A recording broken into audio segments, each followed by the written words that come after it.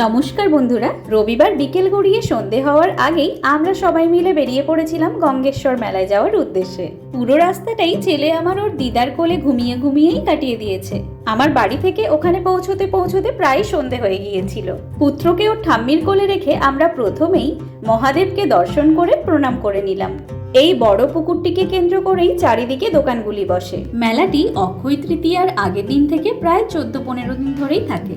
আমার শাশুড়ি মা প্রত্যেক বছরই এখানে নীলের বার করে থাকেন।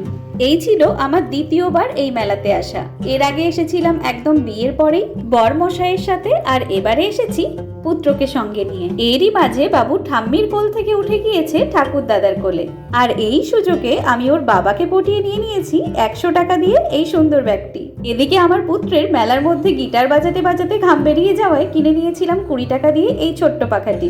না মজা করেই বললাম। এবারে দাদুর কোলে বসে মেলায় ওর পছন্দের আর কি উঠেছে সেই সবই দেখছিল। পুচকের কোল পরিবর্তনের সাথে সাথে ওর দাদু দিদা ঠাকুমা ঠাকুরদার সাথেও তোমাদের পরিচয় হয়ে গেল। মেলায় গেলে নেওয়া হোক আর না হোক সানগ্লাস তো দেখতেই হবে। আর বাবার এই কাণ্ড দেখে ছেলে ভাবছে কত রঙ্গ দেখি দুনিয়ায়। মেলা থেকে এই প্লাস্টিকের ফলগুলো কিনেছিলাম, কিন্তু বাড়ি পর্যন্ত নিয়ে আসা হয়নি। হয়তো কোনোভাবে ওই দোকানেই ছেড়ে এসেছি, কিংবা মাঝপথেই হারিয়ে গিয়েছে। গঙ্গেশ্বর মেলায় এলে বাচ্চাদের জন্য তো এই ডুগডুগি গাড়ি নিতেই হবে।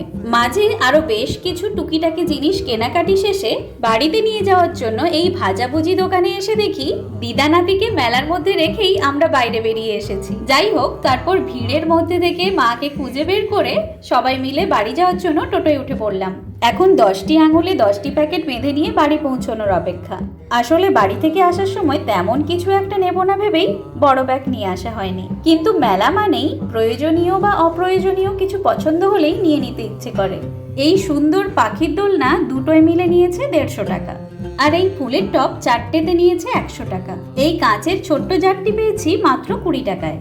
মা এই ব্যাগটি নিয়েছে 200 টাকা দিয়ে। তবে এই ব্যাগটি মায়ের হলেও এর সাথে থাকা মিনি ব্যাগটি আমি নিয়ে নিয়েছি। সবশেষে মেলা থেকে আনা নিমকি খেতে গিয়ে দেখি পড়াশোনা কিছুতেই পিছু ছাড়ে না। ফিজিক্স বইয়ের পৃষ্ঠা হয়ে গিয়েছে নিমকির ঠোঙা। বলো গতিশক্তির ফর্মুলা বলো। দেখে দেখে বলে দিলে হবে না, স্থিতিশক্তি বলো। অঙ্ক কি কঠিন, অঙ্ক কি কঠিন, মাথার উপর দিয়ে চলে যায়। শেষ করে দিয়েছে আমার পড়া দেখতে দেখতে।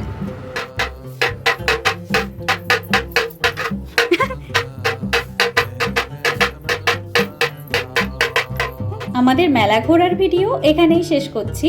আসবো পরের ভিডিও নিয়ে। আজকের জন্য টাটা।